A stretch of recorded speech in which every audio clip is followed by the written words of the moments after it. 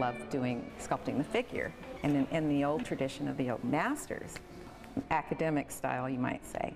And I think that's important, you know, and it's an important foundation in order to, even if you would like to go on to do abstract the human form, but you do have to have the basic foundation and an understanding of the human anatomy. And of course, my biggest love is sculpting children, because they have the innocence and unpretentious beauty about them. And so that's my favorite subject to sculpt. My last commission, I worked on 4 children, and a very proud grandmother wanted to have them all cast in bronze. I had to get a very good likeness of each child with only a handful of photographs and a few measurements. It was a tough commission, but I was very pleased with it when I was finished. Yeah, just feel, you know, round. Everything's round, and that's what'll make her look like a little child. I'm teaching a class in sculpting children because a lot of people don't know how or understand the basic anatomy of a child. You turn your head a little bit, a little more. She actually started lower a little more. The anatomy of a child is very different from an adult. To try to get the character of the child and the gesture, the body language, and it's very subtle. So I try to teach that, and it's difficult. It's the most difficult subject, I think. And of course, I was very fortunate to have this little girl, Gracie, who modeled for us for this class.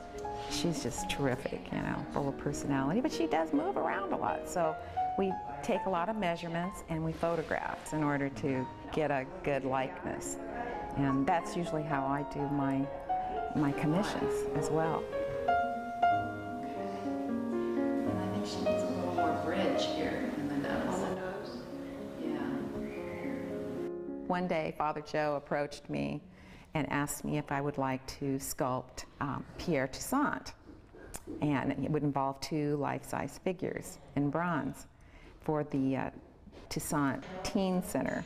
Of course, I thought it would be wonderful. So that was a lot of fun to research him, and actually what he did is a lot of work with young orphaned children, and that's why he's reaching down and he's like pulling up this young man, you know, giving him a hand. That's why it's called the Hand of Providence.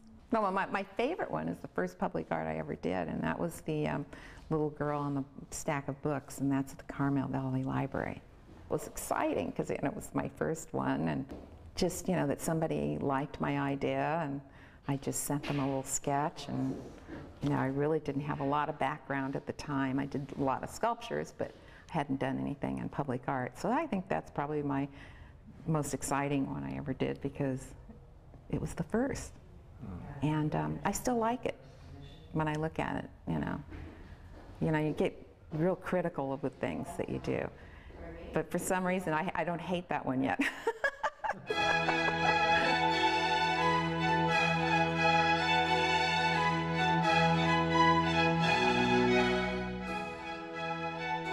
Every time I sculpt a new subject, whatever it is, whether it be a tiny brooch or a life-size portrait of someone, it's a challenge. It's always a challenge, and I'm always learning.